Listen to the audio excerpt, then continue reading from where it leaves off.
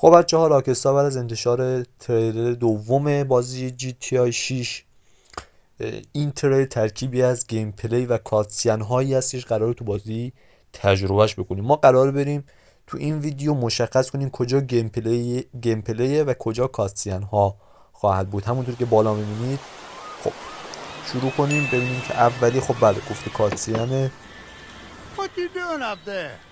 I'm just fixing some leaks. خب Seriously, dude, you اینجا got some کاتسین time بود. on your hands. I گیم got پلی some نبود. properties with paying بریم tenants. That's why جلوتر. you came by? Just go get me my check. خود این See ویدیو you, خود Brian. بره. Love you, Jason. خب اینجا گیم پلیه. اینجا هم گیم پلیه. اینجا هم گیم پلیه. اینجا هم گیم پلیه. بریم آنالیزش کنیم. اینجا هم گیم پلیه. اینجا هم گیم پلیه. تا اینجا 6 ویدیو جلوه. I'm اینجا here for Lucia کاتسینه. Caminos. She's supposed to be getting out. همونطور که میبینید. What's your name? فکر کنم بعدی هم Jason کاتسین Duval. باشه. I've seen you here before. You might have. اینجا کاتسین بود. Hey, Hey, خب اینجا هم کاتسینه. همونطور که میبینید. اینجا گیم پلیه. stay. اینجا کاتسینه. you break the news, isn't it? صحنه بعدی هم فکر کنم کاتسین باشه. اینجا هم کاتسینه. آره Trust me, this اینجا place گیم is just the پلیه. start for us. اینجا هم گیم پلی.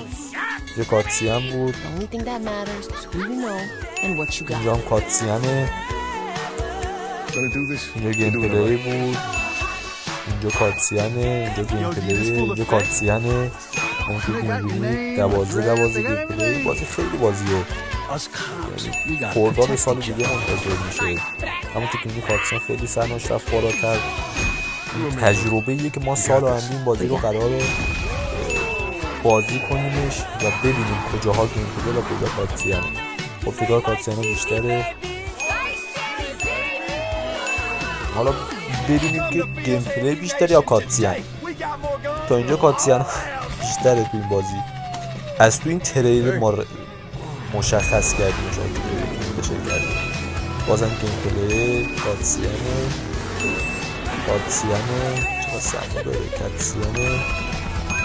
بازم گیم پلی و 26 27 بله تعداد گیم پلی ها 27 بود بچه. اگر از این ویدیو خوشتون اومد حتما این ویدیو لایک کنید، ما رو دنبال کنید. کلی ویدیوهای دیگه داریم. تا ویدیوی دیگه فعلا.